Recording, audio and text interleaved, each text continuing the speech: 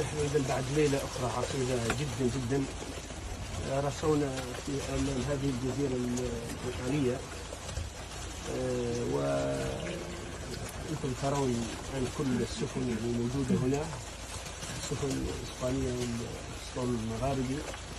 والآن سيتشاور القباطنة بشأن هذا الوضع. هي مقبلة الآن من هنا يعني الأوضاع الجوية صعبة جدا جدا، عاصفة تأتي من هنا حسب ما شرح لنا.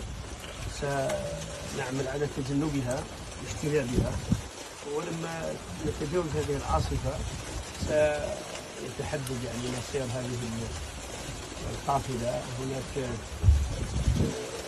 جزئين مهمين يتشاوران.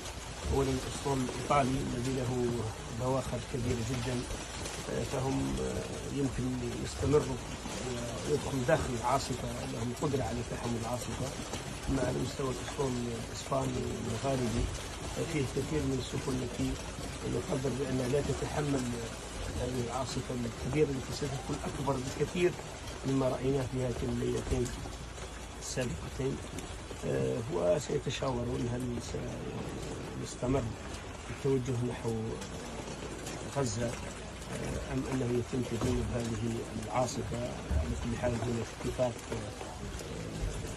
بين القباطنة بأن عاصفة مميتة، يعني الدخول فيها سيؤدي إلى وضع صعب جدا وإلى انقلاب يعني كثير من السفن. ونحن سننتظر ما الذي سيقرره القباطنة ونتحدث في الموضوع.